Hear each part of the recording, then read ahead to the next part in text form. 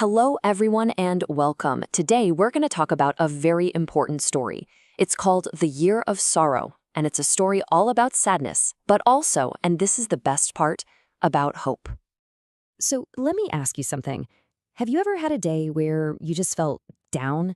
Maybe a little lonely or just really, really sad? I think we've all been there. And you know what?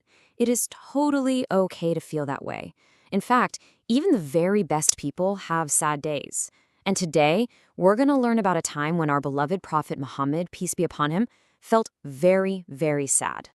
This time in his life was so tough, it actually has a name, the Year of Sorrow. This all happened in the 10th year after he became a prophet, and it was a really, really challenging time for him. So what made it so sad? Well, in that single year, he lost two people who were just everything to him, two of the people who were closest to his heart. Okay, so on one side, you had his uncle, Abu Talib. Think of him as the prophet's external support. He was like a strong shield, always protecting him from anyone who wanted to cause trouble. And then there was his wonderful wife, Khadija. She was his internal support. She was his rock, the very first person in the whole world to believe in his message, just his biggest supporter. And you have to understand, things were already really hard. For 3 years right before this, the Muslims had to go through this awful boycott. They were often hungry and struggling. Then, in that 10th year, he lost both his uncle and his wife. And right after that, he traveled to a city called Taif, hoping for some kindness. But instead, the people were mean to him. They even threw stones. It was just one tough thing after another. Now, hearing all that, it might make you feel a little sad, and that's okay. But here's the most amazing part of the whole story. Guess what? Things changed because Allah makes a beautiful promise to us that after every single hardship, ease will come. It's kind of like when you see a big, loud, rainy storm outside. It might seem like it's never going to end, but then what happens?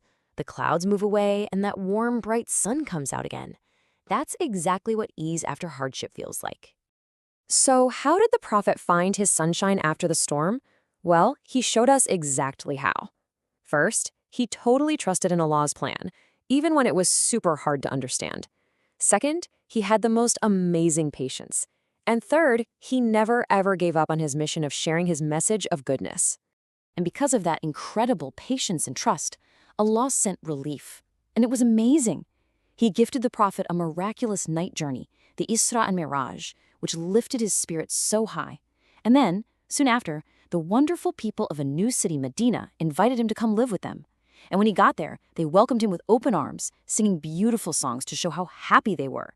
The sun had finally come out. So what's the big takeaway here? Well, it's that even in our saddest, toughest moments, hope is always on the way. The next time you feel like you're in a little bit of a rainy storm, just remember this story. Remember the prophet's story and know that your own sunshine is just around the corner, waiting to shine. Good Racers, going to reach your goal.